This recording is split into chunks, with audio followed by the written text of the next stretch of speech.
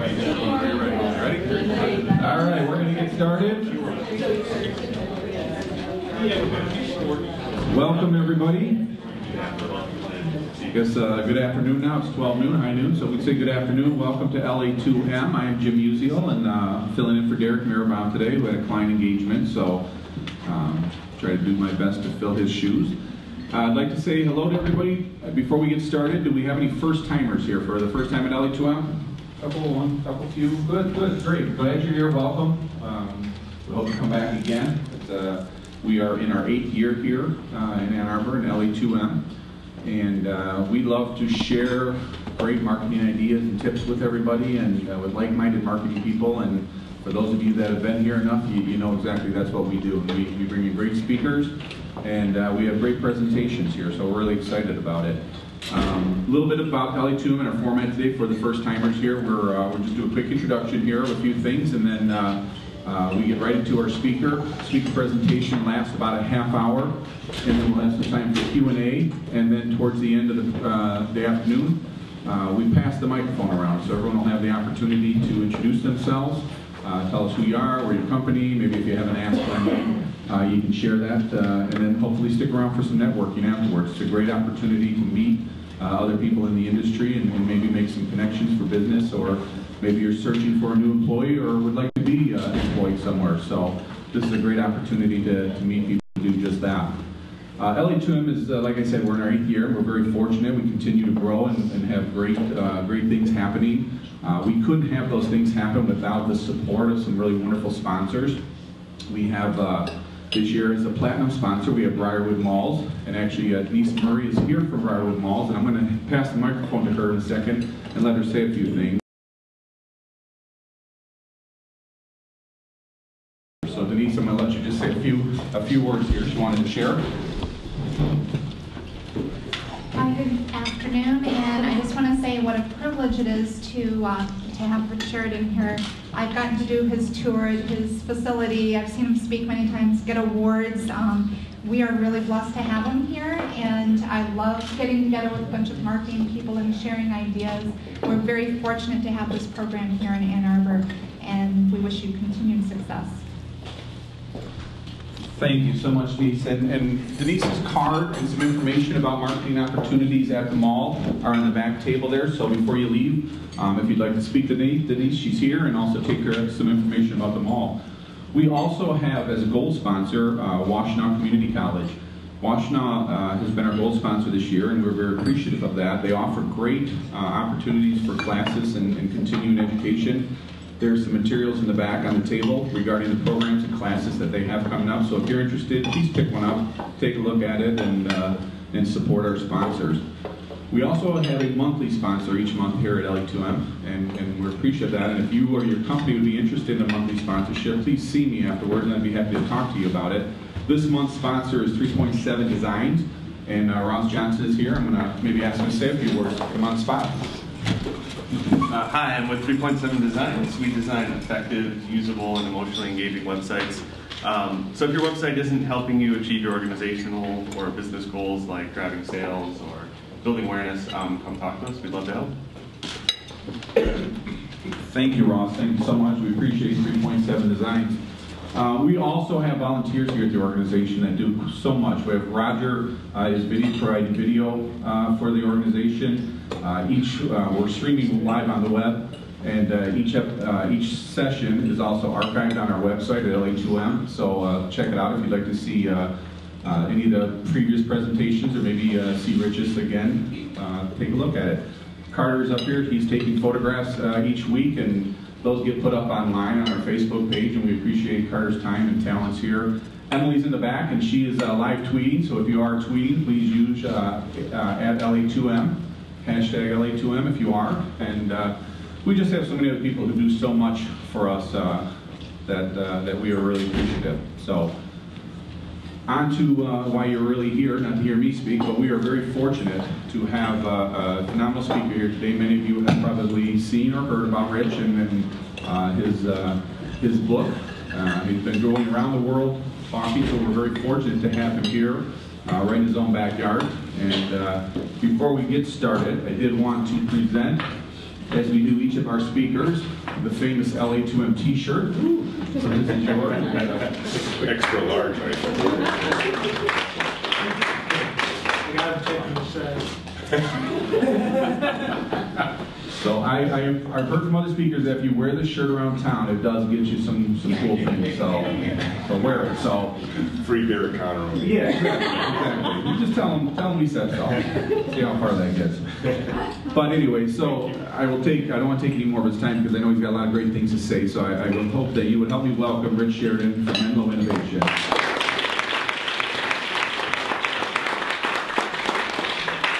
Thanks, Jim. I have been carrying this message that I'm going to share with you today all over the world. I've gotten as far away as Singapore, been to Europe a few times, so it's fun to be home. And quite frankly, the title, Chief Storyteller, blends well with this venue. A lot of people ask me where that storytelling part of me comes from, and I often equate it to my Irish genes. And so to give a talk like this in my hometown and at Conroe O'Neill's is quite an honor, so I'm happy to be here with all of you today. Many of you probably haven't seen Menlo, and so to kind of cue up my talk, I want to just show you a brief video. It's a promo for the book. That's not the point of the video. The point of the video is I want you to see the organization.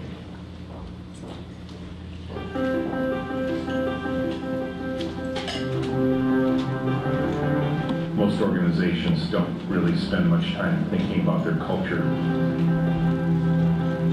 Most organizations operate in chaos. Everyone wants to work on something that's bigger than themselves. I did. I started out in an industry that I was very excited about. Very quickly, I hit a trough of disillusionment. And by 1997, when I was promoted to Vice President of Product Development, I wanted an outlet. I wanted to get as far away from this industry as I could. And then in that moment, I decided to change the industry. And that's the story that I've captured in this book. People are coming from all over the planet to come visit this space that's in the basement of a parking structure in downtown Ann Arbor, Michigan. And they're coming for a reason. They're coming to see something. What most people are looking for is some lessons around what it takes to build an intentionally joyful culture. Imagine half of my team had joy and the other half didn't. Which half would you want working on your project? We had so many requests for these tours, we realized it was time to share the story with the world in a different way. And that's how the book came. The space is flexible. We work to a computer, we assign these pairs, we switch them every 5 working days. The human energy that results from this kind of organization, you can actually feel the joy when you're in the room. My name is Richard Sheridan, and I'm the author of Joy. So why would I talk about joy? Why would I want to bring joy into a business conversation? It's kind of a weird thing to do, right? Maybe in Ann Arbor it works, the People's Republic here. But you carry this out to Silicon Valley, you go to New York City, you start talking about joy, and I have to admit in the earliest days of sharing this message, I had a little bit of trepidation because I didn't know how the message would be received. But it was important to me. It was personally important to me because I got excited about this industry as a little kid, this industry of designing and building software. I fell in love with computers when I was just 13 years old back in 1971 and decided at that moment what I was going to do for my career. My kids are still astounded by that. They're saying, really, Dad, you decided at 13 years old what you were going to do for your lifetime? Well, I'm 57 now, and I'm still in the same industry, so I think I'm pretty much decided at this point. But as the video evoked, my industry kind of turned on me. Maybe you know this about my industry. We are the death march industry. We're the industry of programmers working 24/7. We're the industry of sleeping bags under the desks. We're the industry of broken relationships at home because we're spending so much time away from our families. And if we had done all that work for great effect, that would be neat, but most of the time we're like arsonists at work. We're walking in with rubber coats and plastic visors and oxygen tanks in our backs while at the same time flicking lit cigarette butts everywhere while carrying sloshing gas cans. How's that? You know, a lot of people call me the chief optimist, but that's quite frankly the picture of my industry. We are an industry of firefighting. We're an industry of emergencies. I used to have to over-explain this, and then healthcare.gov happened. It helped me out just a little bit. Then the President of the United States has to get up in front of the nation and talk about bugs and glitches and missed deadlines and blown estimates and missed delivery and disappointed nation. But don't worry, it's only a third of the nation's economy, so probably not quite as important as the next app you're going to get on your iPhone. And the saddest story of all in my industry, in my career, in those early days when I hit that trough of disillusionment I mentioned in the video, was after all those long nights and weekends, too often, the boss would come to the team and say, we've canceled the project, we buried it out in the backyard, but don't worry, we've got a new project for you. There was no joy in this for me. If you understand the heart of an engineer, which is where I come from, there's only one thing that drives the true emotion of an engineer, and that is to see their work get out into the world and delight the people for whom it's intended. And if the project never sees the light of day, you never get that opportunity. So I studied. I tried to figure out, how do I get out of this mess? I am an eternal optimist. I was in a room full of manure and I was going to keep digging till I found the pony. My search led me to authors. I read a lot of books in the early days, but not books about technology, because quite frankly, technology is easy compared to organizing human beings into effective teams, which was the real problem I was facing. Either I was part of ineffective teams, or eventually, because the world kept promoting me, I began leading these ineffective teams. And quite frankly, moments where I thought it was me. Then I started reading the books. Books like Peter Senge's book, The Fifth Discipline, Tom Peters' book, In Search of Excellence. Those kind of books were showing me pictures of effective organizations and comparing them to the ones that were failing left and right. The maddening thing about these books for me in this search was they described the nirvana that you could potentially get to.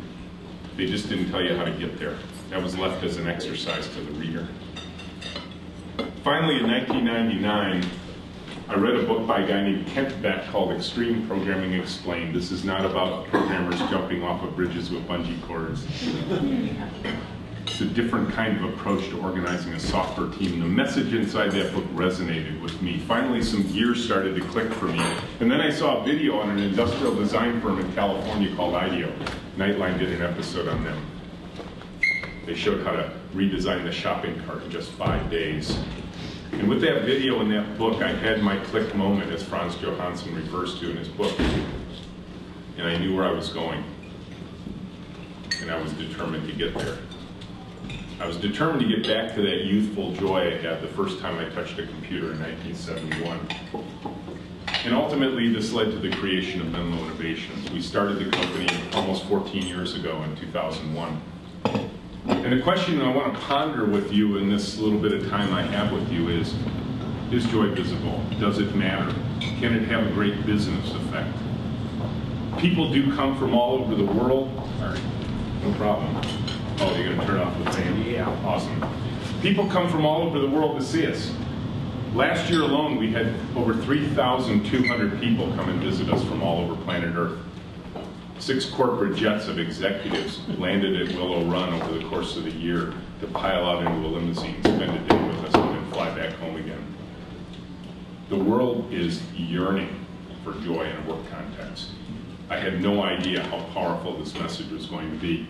And what do they see when they get here? When they open the rooms, they see one of those vilified open office environments you read in the magazines, right? The ones that the psychologists say don't work. The one that Fast Company magazine said is an idea born in the mind of Satan in the deepest caverns of hell. And believe me, when these articles come out, and they come out nearly weekly now, people send them to me. And they say, Rich, see, this doesn't work. They have the data, they have proof, they have the articles, the books are written. Why does it work for you? And I tell them it's quite simple. We didn't build an open and collaborative workspace. We built an open and collaborative culture, and then we fit our workspace to our culture. You see, what most organizations do is they get this idea in their head that a big open workspace is the right idea. So what do? They tear down the walls and then take a bunch of people who don't know, like, or trust one another and jam them out into a big open room and say, hey, you're all going to get along. And they're like, no, we hate each other. And contrary to the belief of my industry, Menlo is noisy from one end of the day to the other. We have very few rules at Menlo. One of our strongest is you are forbidden from wearing earbuds while you're working. The noise of the human energy leads to the serendipity that, quite frankly, goes back to our namesake, the Menlo Park, New Jersey lab of Thomas Edison, where Edison was counting on people overhearing the ideas of others to springboard to a great new idea that no one had. It sort of bubbled up from the atmosphere.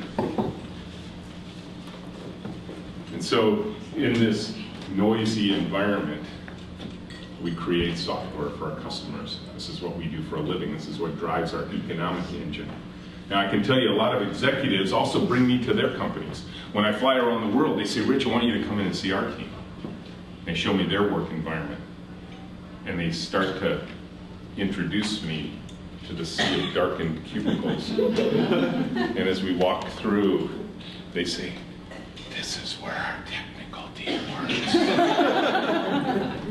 They're thinking really deep thoughts right now. And we walk by the cubes, and in this, they all have earbuds in their ears and their backs to the doors, and they're silently clicking away on computers with the screen that's strategically turned away so no one can see what's on their screen. I'm not sure why that's important. And we get to the corner office, and he or she closes the door and says, now I want to talk to you about our biggest challenge, our communication problem.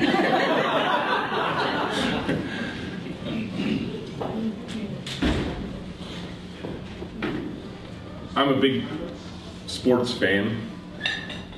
I'm really excited about what's going on in Ann Arbor these days. But when I think about teamwork, I get these two pictures in my head. There's the corporate teamwork that looks like an org chart. And then there's the teamwork we see in the weekend where people are sitting shoulder to shoulder or working shoulder to shoulder and for a common purpose together as a team. Nobody's worried about reporting relationships on the field, are they? They each have roles, they each have disciplines, they each have talents, but they're working together as a team. At Menlo, you can actually see this in action. This is why people come, because I think anybody who reads books about any organizational design topics, I think at a certain point, like me back in those early days, could I just see one? Could I see one working? Could I go visit it? And we've opened our doors for our entire history for the world to come and witness how it works at Menlo. The space they see is flexible and visual. We have these wire pull-downs from the ceilings and lightweight aluminum tables so the team can form the space however they choose. We don't have space police. We don't have facilities people. The team can reform the space however they choose. They change the space in little ways every day, and sometimes they just have a little party on a Thursday night, grab a 12-pack of beer and say, let's tear it down and build it back up again in completely new configuration. And the energy that results from those kind of changes is palpable. And yes, when I think of Peter Senge's book, The Fifth Discipline, he encouraged leaders to think about building learning into their organization. And we have lots of books at Menlo that have led to that. But books are only a small piece of our learning organization. You see, we built learning in how we work. We connect people intellectually. We connect them emotionally. We connect them physically. Two people share one computer all day long, working side by side. Those pairs are assigned and we switch them every 5 working days. If you know anything about my industry, this concept freaks most people out, right? You get 2 programmers to share their work together? And they like this? Where do you find these people? You think somehow we've captured the only 50 extroverted programmers on planet Earth? But in fact, our team is filled with introverts. Menlo could not work without its introverts. What introverts prefer isn't library quiet and silence and loneliness. what they prefer are fewer, safer, deeper relationships, and they get that at Menlo. This is an organization that's built to create an environment that pumps fear out of the room. Creates an environment where people can actually feel safe at work, rather than an environment where every day all anybody's trying to do is be safe at work. There's a huge difference between those things, isn't there? Be safe is looking over your shoulder.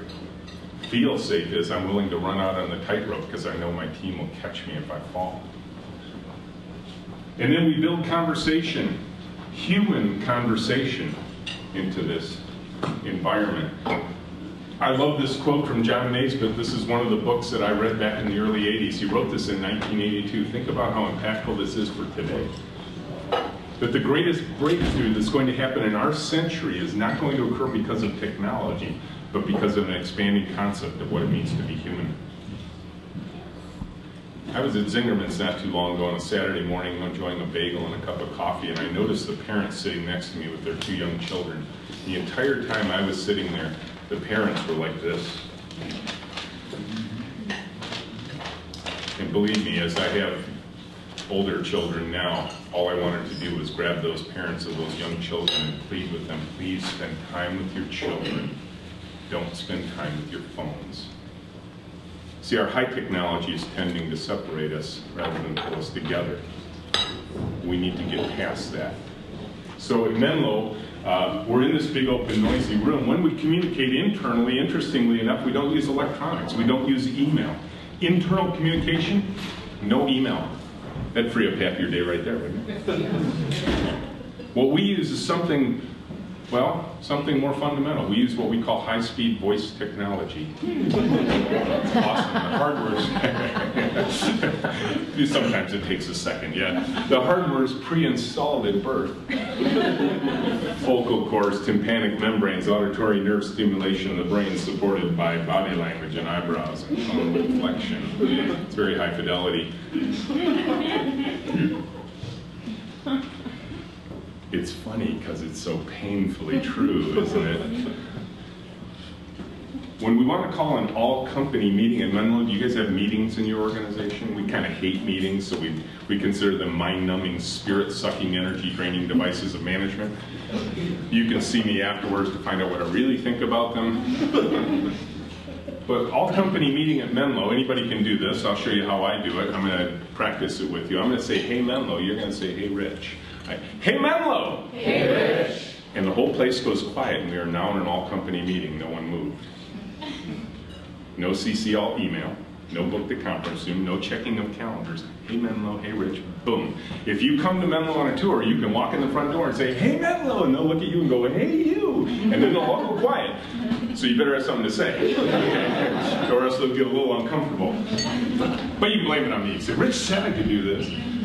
We do have one meeting a day. It's called by a dartboard on the wall. There is a whimsical irreverence about Menlo for standard corporate culture.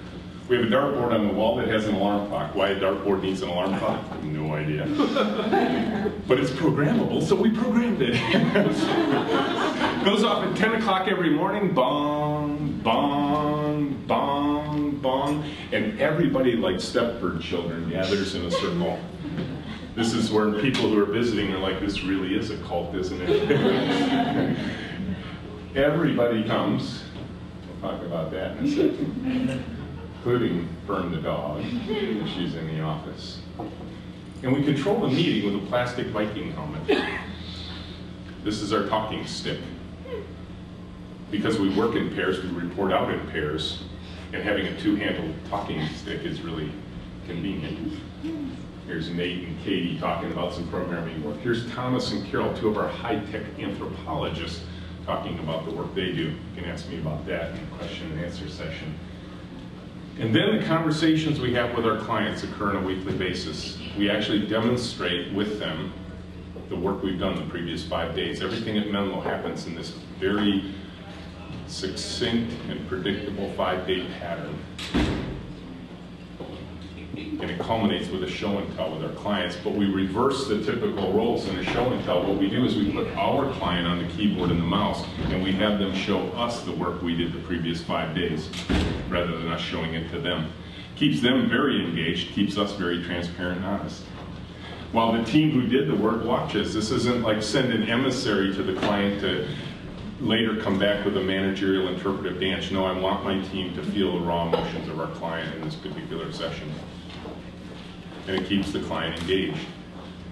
You see, in the traditional corporate meeting, you can time the amount, you can use a stopwatch to time the amount to disengagement, the amount of seconds to disengagement. And this is what you can do. Next meeting you go to, watch to see how quickly someone reaches into their pocket and starts playing with their cell phone. I'll bet it's less than 60 seconds after the meeting begins. And then suddenly in the middle of the meeting, somebody says, "Hey, Rich, I think you had something to contribute to that." Oh, I'm sorry, were you talking to me? I'm sorry, where were we? I was checking my email for my next meeting. I'm sorry, what were we talking about? You ever see this behavior in a meeting? If you see that behavior in a meeting, kill those meetings. The team is only there because the boss said to be there. This is a demonstration of, I don't care about this place. I'm only here because my calendar told me to come. We use crazy paper-based planning systems. We fold our tasks into little folded sized pieces of paper which match the size of the task, and we plan them on planning sheets, and our customers engage with us. I can tell you when our customers see this, they start thinking weird thoughts, like, wait a minute, you're a software company and use paper for planning? And our theme is a clear one. Yes, we do, not because it's low technology, but because we choose the tools we believe work better for humans. Humans are very visual, tactile creatures. You can feel paper, you can touch it, you can sense it. We sometimes underestimate the power of humans to drink a lot of information in off of a very big display. Our customers get very engaged with these artifacts. The process doesn't get in the way. We support it with all these handwritten story cards. That's one of our most fundamental artifacts of our process. And then when the work is planned, we put it up on the wall for all to see, and we chart progress with little colorful sticky dots. Yellow dot says that that particular task has been started by the people working on it. So you know who's working on what at any given moment in time. Orange says they think they're done. Anybody ever work with programmers? Anybody? Yeah? See, and this was the first 20 years of my career, so this is self-effacement here, okay? Programmers have as many different definitions for done as Eskimos have words for snow. Okay? You maybe have heard some of them. Well, it's done, but it's not done. Or QA's favorite, it worked on my machine. Right? I coach QA people. If you ever hear a programmer say that, grab their machine and ship it to the customer. They will never say that again. When QA checks their work, you get a green dot. That's endorphin rush for the programmers. If QA doesn't like what they see, you get a red dot. That's endorphin rush for the QA team. And then this piece of Menlo that perhaps has the title that makes us most interesting, and also is the thing that goes directly to the heart of joy for us. You see, we define joy. We don't just say joy. We just don't put a poster on the world that says we're about joy. We actually have an explicit definition for it. And interestingly enough, the definition of our joy is external to the organization. We all want to work on things that are bigger than ourselves, don't we? Our organizations are built to serve. They're built to serve others. Our organization is built not to serve our customers particularly, interestingly enough. We have to serve them too. But the object of our service is the people who are going to one day touch the software that we're designing and building. Those people often do not buy the software that they're using. If you're a clerk in a point of sale system inside of a retail location, you had nothing to do with the purchase of that retail software or the point of sale software that you're using, but you get frustrated by it every day. You have lines of angry customers, and then the company wonders, why do we suffer in the marketplace with a bad reputation? Why are your staff so surly all the time? It's because your technology is making them furious. You've seen this at Home Depot. You come up with a product, you lay it on the counter, and she's scanning, and she's scanning, and she's scanning, you can't find it, make the phone call, bring the service clerk over, run in the back. Meanwhile, 15 customers behind them are fuming. So our joy is this. What we want more than anything else is to get the work of our hearts, our hands, and our minds out into the world and delight the people for whom it's intended. And the only way to do that is to go out and study those people in their native environment. And that's why we have a set of people on our team that are called high-tech anthropologists. They are not engineers. They are highly empathetic, compassionate, sympathetic designers who go out into the world and not use the skills of focus groups, dominant personality disorder groups, I mean, or interviews or surveys. They use discovery through observation. They actually are curious, and they bring that information back to empathically design things that work well for the end user. Let me give you a slight example of how this works in your life right now, because I'm guessing in this area, most of you have Comcast at home. True? Comcast? Any Comcast users? Okay. Work with me now. Sometimes you want to see the channel lineup, don't you? What button do you press for that? On your remote? Guide. Guide, yeah. Why do they call it guide? TV guide, sure. Those of us with gray hair remember TV guide. Okay, so work with me now. Sometimes you press your guide button on your Comcast remote and it doesn't do anything, right? Why not? Because you have the different modes selected. Oh, you're in the wrong mode. Oh yeah, okay. So what mode am I supposed to be in? Cable. Cable mode, but there's a TV button. This is the TV guide. Shouldn't it work? Why do I have to be in cable mode? So that you can engage the cable system work. Are you a programmer? But this is awesome. We've made her think like a programmer. You see, most programmers, if you ever have that, you're going like this, and you're going like this, and like this, and then all of a sudden you're like, Yeah. right? You know what we call you, what our industry calls you when you do that? Stupid user. Then we write dummies books for you in case you didn't get the first point. What other industry can get away with calling the people they serve stupid? Like, seriously? You know, you ever hear a library say stupid book user? Stupid coffee drinker? Stupid beer orderer? But we call all of the people we serve stupid. It doesn't have to be that way. That would drive us crazy. Because I can tell you, it would be a simple set of programming steps that when you press that guide button, if you're not in cable mode, store whatever mode you're in a temporary variable, slip into cable mode for a second, send the signal, and then slip back to where you were, and guide would work every single time. And if you ask programmers to do, they were like, why? The stupid user should just know they have to be in the right mode. Like the guide button doesn't do anything else. Just make it work. Our anthropologists have learned to have effective conversations with our programming team to get those kind of things to work.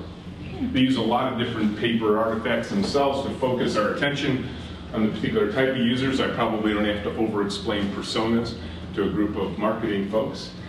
They use a lot of brainstorming techniques. We are probably 3M's favorite customer. And I want to finish with a fun story. I want to finish with a story that you're going to take away, and the thing you're going to remember, and I apologize for this because this is what I want you to remember, but it's almost impossible not to remember this. You're going to remember dogs and babies. But there's a far more important point to this, and it's this: trust your team and let them run experiments and see what happens. 8 years ago, Tracy took 3 months off of maternity leave to have little Maggie. After 3 months on maternity leave, she was ready to come back to work. She came to me and said, Rich, I'm ready for work. And we said, awesome, we miss you, can't wait to have you back. How's it going? She says, there's just one problem, Rich. The daycare we're going to put Maggie in is full right now. Grandparents live too far away. My husband, John, and I don't know what to do.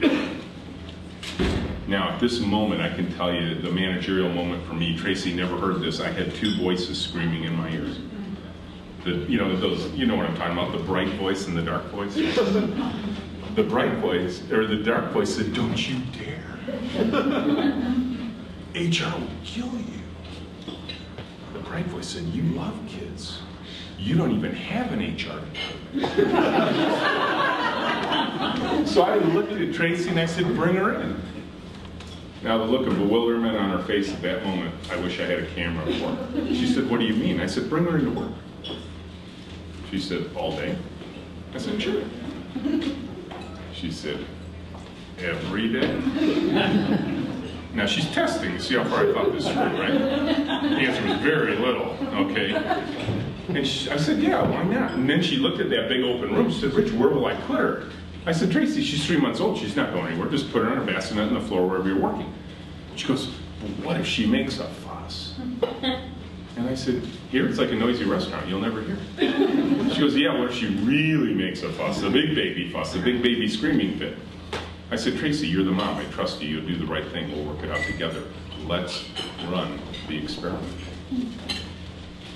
Now, isn't she cute?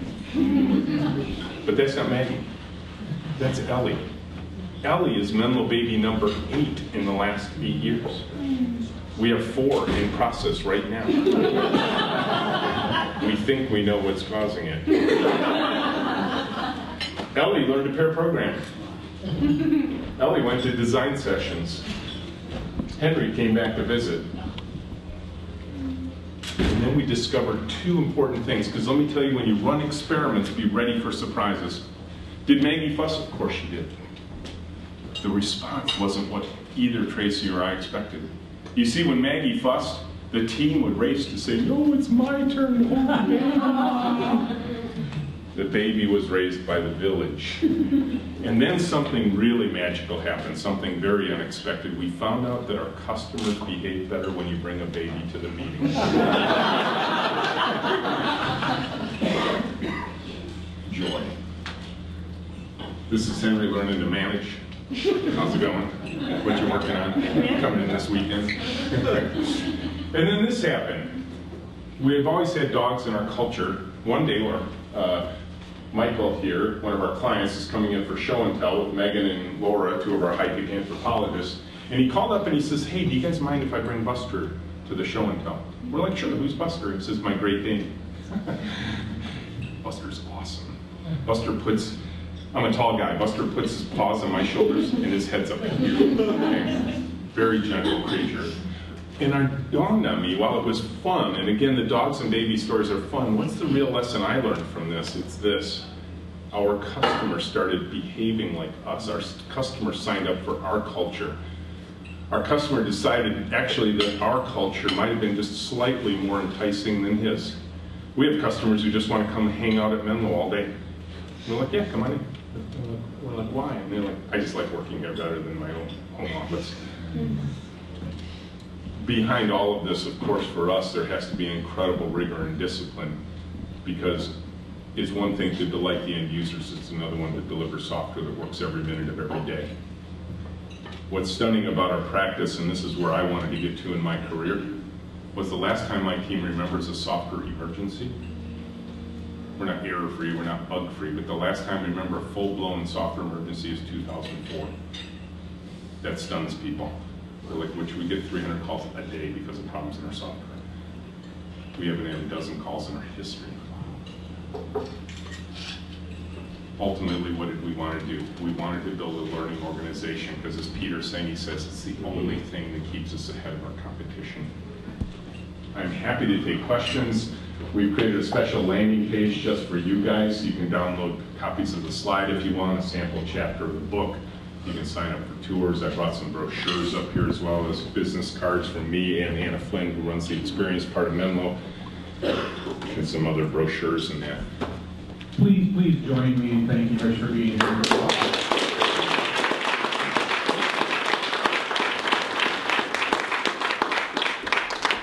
I have a feeling if Rich said he was going to speak for another hour, we'd probably all stick around. So thank you. Storyteller. Yeah, so we've got a few questions here, and we have some time for questions. So, I'm Krista. I'm from Locality Tile Works. Hi, Chris. Hi. Say hi to Noah. I will. I just want to know how you find the people to fit into your culture. What's the process like? Yep. So we had to completely reinvent the interview process, which the sarcastic side of me recalls how I used to do it, which was 2 people lying to each other for 2 hours to get the interview, right? When I say Chris, are you a team player? Do you like people? Oh, that's awesome. If you were day of the week, what day would you be? Friday. Friday. Really? Why Friday? That's good. Oh, you're a partier. Oh, interesting. No, okay. not her. I'm a party. Oh. So at Menlo, what we do is we eliminated all questions from the interview process. This would actually be a very comfortable size group for our interview. We bring in 30, 40, 50 people at a time, mass interview, and we pair you during the interview, and we have you work together, and we give you the weirdest instructions ever. What is your name? Deborah. Yeah, I should know that. And now the question is, Chris, how can you get Deborah the second interview? So, and you can imagine people's minds start twisting in the wind because they're like, ooh, wait, I want to have the second interview, but this is improv theater, right? In improv theater, the rule is when you step onto the stage, you're the least important person here. My job is to support everyone else. We do this for 20 minutes, watching you work together. One of Menlonians will actually sit in the chair across from you, taking notes about what behaviors they observe between the two of you. And then we switch the pairs. Why do we do this? Because this is the way we work. We do it 3 times, then we send you all home and talk about what we saw. And then decide very quickly, thumbs up, thumbs down, or thumbs in the middle. Do we invite Chris back for a second interview based on our observed behaviors? And in the second interview, you come in and you work for a full day under contract. We pay you for that day, and you get a chance to experience, because I think all interview processes should be two-way. I should give you a chance to see if you really like working for us. If that one works, then we bring you in for a 3-week trial, again under contract, so you can see if this is really going to work for you. It's a very different kind of interview process. Another question back here. She took my question, but I have a follow-up to that. So when you're doing your initial, what are the observations, what are the points that people are looking for as they move place to place? Yeah, so main theme at Menlo is, are you displaying good kindergarten skills? Do you play well with others? So we will literally give them very explicit instructions. We're going to give you one piece of paper, one pencil, one task to share between the two of you. So you have to, if you're going to write something down, you have to share the piece of paper and the pencil. If you want the pencil, ask for it politely. Don't just reach over and grab it out of your pair partner's hand. It's amazing how many people ignore that instruction. And we'll literally write down, grab the pencil. Because you see, this is very personal for the person observing, because they might have to pair with you, and every time they go to touch the keyboard, it goes, whoo! Like, where did it go? It's like, oh, I really wanted to work on this, you know? And then are they able to think out loud? Are they able to support their pair partner? And we tell them, if your pair partner is struggling, help them out. If you know the answer, give it to them. Don't make this all about you. Don't focus all your attention on the observer and ignore your pair partner. You'd be amazed what bad behaviors we see very quickly. Now, one time, one of our team members said, boy, you give all the instructions on how to succeed. My daughter was always stunned by that. She's like, really, Dad, you have an interview process where you're actually trying to get people to succeed? That's amazing. Right? And I said, oh, yeah. But one of our clever programmers said, well, wait a minute. If we give them all the rules to win, what if they fake collaboration? And my co-founder said, well, can they fake it 8 hours a day, 5 days a week? We don't care if they're an axe murderer at home. No, I'm just kidding. We probably wouldn't really care about that. But you know, we're giving people a chance to reinvent themselves in a way they probably have never experienced since kindergarten in a work environment. Let me get you the microphone. Yeah, I should probably let him decide who talks next. I was fortunate to go on the tour. You weren't there. Your co-founder. You were probably even more fortunate. It was fantastic, by the way. Thank you. There's something that's been ringing in my brain since I went on the tour, and that's this idea of peers nominating others for raises and promotions. Can you talk through that a little bit?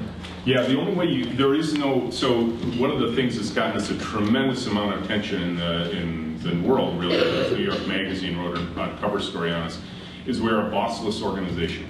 We have no hierarchy. And so there's no one to report to get a raise or a promotion. The only way you get raises and promotion is through peer evaluation. So if you think you're ready, you raise your hand and say, I'd like a feedback lunch. And then you gather some of your peers around you over lunch. That's why we call it a feedback lunch. You eat food. That's the other reason we call it feedback lunch. And then we talk about you. We talk about where you're working, where you're succeeding, where you're struggling, and how does that fit versus your peers? And if you need some things to work on, we better be telling you that. Now, there's an undertone to all of this that says, just like that extreme interview, if you're struggling, the team better be there helping you. if there's some important feedback we should be giving you, we shouldn't be waiting for this feedback lunch. That's one of the hardest things I think we are working on, is how to give feedback in the moment and deliver, the word I like is kind truth. Because that's the only way we win as a team, is if we actually care enough about the other person when we see some inappropriate behavior or some unproductive behavior, that we're willing to call you out on it in a way that's productive rather than just critical. And so it's an amazing thing to watch. Interestingly enough, the recent phenomenon, recent experiment we've run, we actually invite guests to sit in on feedback lunches now. Imagine that. Are you willing to do that with your employee review process in HR? If you want to come watch one of our feedback lunches, I think there's actually one going on right now, so you'll miss that one. But if you're ever in the office for one of those, the team has gotten to the point now, if they see a tour group in, because we do 1 to 3 tours a day now. If the team sees a tour group in, the team member who's getting feedback will walk right up to me and say, hey Rich, by the way, if anybody wants to sit in on my feedback lunch, we'll make an extra chair for them. If you want us to give them food, we'll do that too. Talk about open and transparent, right? So I don't know if that got to the point. There's so much to talk about there, and I'm so proud of what I see the team doing in that area, and we have so much work yet to do in that area, because this is the hard part for us. So in the end, you talked about running experiments. I'm curious, were there any other notable experiments you run that were either successful or not successful? You know, it's funny, people often ask me about the failed experiments, and I think I always say if we weren't running, if at least 50% of our experiments weren't failing, we're probably, something's wrong with our culture. But the entrepreneurial mind in me doesn't see those.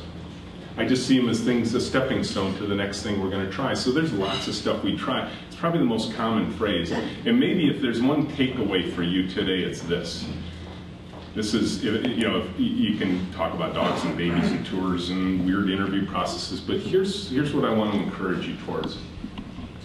Maybe you've read a book, maybe you've gone to a conference, maybe there's something I said today that encouraged you, maybe you go read my book and you go back to the office one day with your peers and you run up to them like, I got an idea.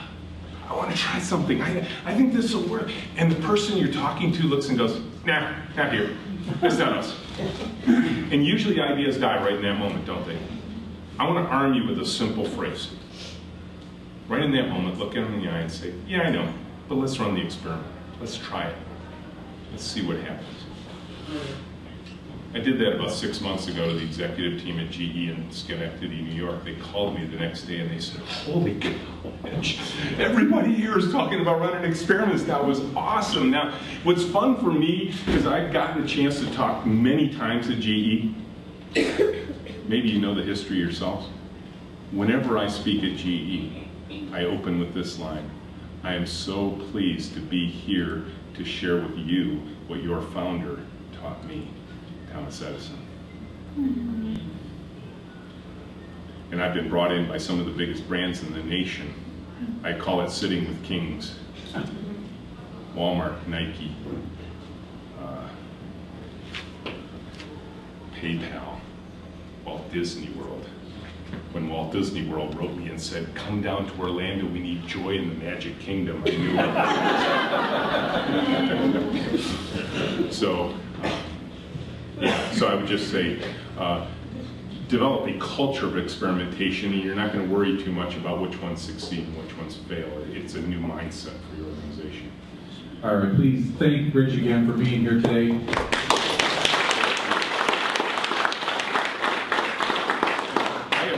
Go quickly, so I'll hang around for everybody else. Yeah, so that's exactly. We're going to run out of time, but I think we'll go over a few minutes. But I think it's really great information. I don't think anybody here is going to mind for the extra tidbits that we got from Rich today. So this is a unique part of LA2M for the new people. We pass the microphone, so everybody here has an opportunity to introduce themselves and say hello. Tell us who you are, your company, and if you have a quick ask or need, we're going to be pressed for time, but we will make it around the room. So if I could ask you to stand up, I would appreciate it. We're starting right up here in the front. Hi, I'm Kevin Gillespie. I'm responsible for a team of experiential marketing solution people at a place called Blue Water Technologies in Southfield, and I'm delighted to hear what there is. What an amazing inspiration. Thank you, Rich. My name is Mike McFall. I am one of the co-founders of Big Company, and it's This is the first meeting I've been to, sort of new to Ann Arbor. It's really cool to be here. Hi, I'm Wendy Allen. I'm with BCN Services in Ann Arbor. We're a human resource company. I'm Roger Rail. I think I've videoed Rich maybe 4 or 5 times now. Susan Harris, retired but interested. Eric Susanka, intellectual property attorney here in Wisconsin. Christine Pompa, marketing communications manager at ProQuest.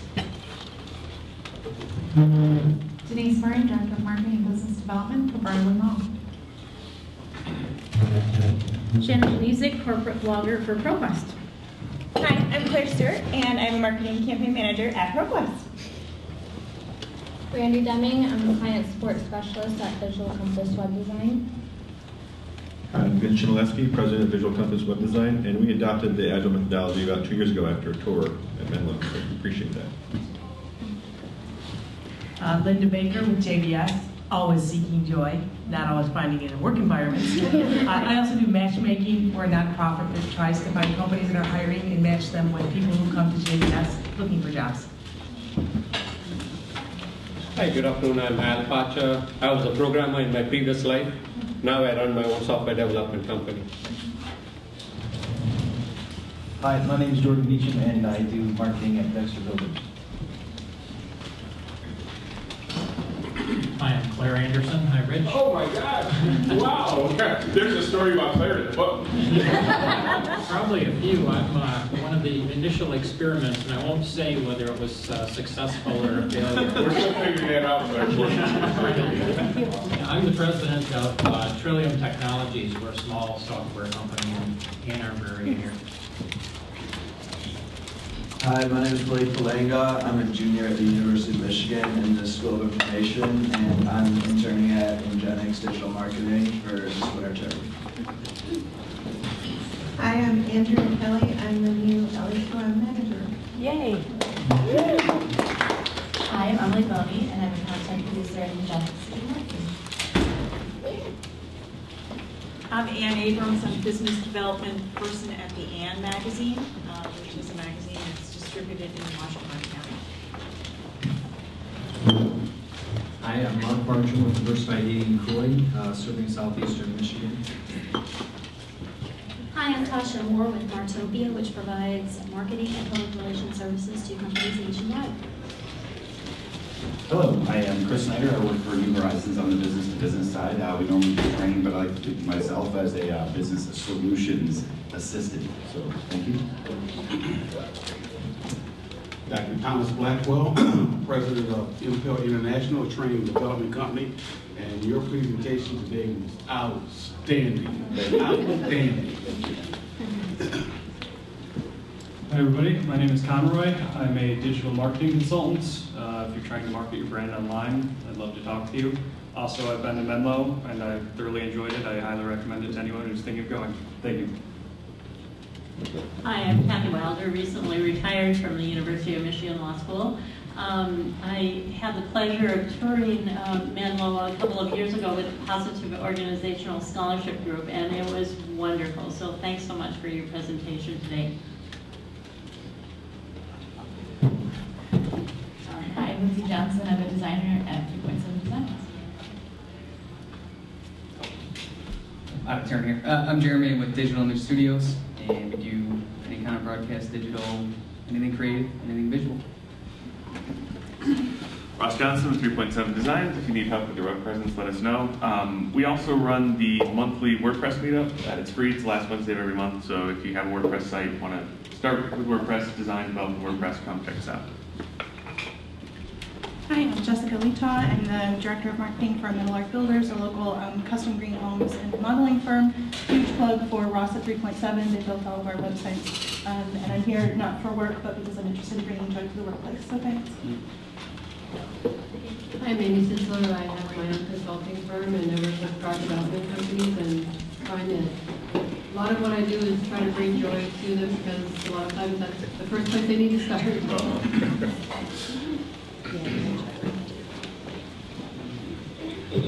My name is Deborah Darlington. I I'm in reinvention mode. I've managed design projects for most of my career, and I'm looking for joyful places to work. I'm Krista Quinn. I'm the marketing director for Motawi Tileworks, and we're big Menlo fans at Motawi. And been to the tour. You should go if you haven't gone. And in April, I'm bringing my retired programmer dad to the tour.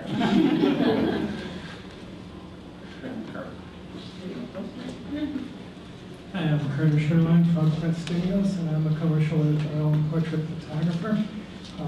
Say if you're a runner, you've probably been seen me facing the other way. Running a marathon, I was running with you with a camera, turning around, running backwards, saying "Smile for the press." Some people usually believe me when I say that. Anyway, but which is true. And pictures I shoot of these meetings will go up on the group's Facebook page probably tomorrow. Thank you, and I'm Jim Uziel. I am a web and mobile development consultant, and love to work with companies, especially startups, and helping them with their digital strategy. So I'd love to talk to you if that is you. So again, please, one more time, thank Rich for being here today. If anybody wants a copy of the book, my encouragement is go buy out every copy that Literati has, because they often carry it. It'd be fun to just have 50 people walk in there and say, we're looking for a copy of Rich Sheridan's book. And if you run out there, you can come to Menlo and get them or buy them online. And as Rich, so thank you for that information. As Rich said, he's going to stick around for a few minutes. So I know we didn't get to a few questions, so please come up here and see Rich. Again, thank you to our sponsors, 3.7 Design, Washtenaw Community College, and Briarwood Mall. We so appreciate your sponsorship. I'm sorry. Doc, you have a question? Yeah, Jim, I just wanted to address a topic that come up that I just want to bring up. Are we changing the format here at LA2M? Yes, that was next on the agenda. So thank you everyone for getting through this very quickly. I was surprised we got through it in like 7 minutes. But we do have a format change for LA2M. We will not be here next week. We have a lot of things going on. Andrea taking over, Mary Lou leaving. We just have some transition going on. So right now, for the rest of this season, we're going to go to once a month. So the next session will be 1 month from today, March 11th. And we have Ann Hansen from Brands coming in to speak about marketing and color. It'll be a great presentation, but we do need a couple weeks here because we just have a lot of things going on. The board will be meeting over the next 2 months or so, and we're going to figure out what the best format is for LA2M and how we will be bringing the presentations forward. Just a lot of struggles that happen when you have tremendous growth, and we've had a lot of tremendous growth over the last 2 years. And we have great speakers coming in. This season has been just phenomenal in speakers, but it's been very difficult to manage. So right now we're going to step back for a little bit so that we have a little better time to plan and have quality presentations. And obviously in between, a lot of you guys plan your schedules on Wednesdays, so hopefully you guys can network and set up luncheons on Wednesdays. You can still come back to Connor O'Neill's. I'm sure they'd love the patronage and meet, but we will be back here 1 month from today, March 11th, will be the next LA2M session. So the website will be updated. You will still get the email, so that'll be updated. You should have gotten an email yesterday from Derek, so check your inbox if you didn't see it from LA2M and Derek kind of explaining the format. So if you have any other questions, I'll stick around for a few minutes and you can talk. But otherwise, thank you, Rich, for being here today. Thank you, all of you, for being here today. Please stick around and network. It's a great opportunity to get to know each other, and let's go on and make some business. So thanks for being here.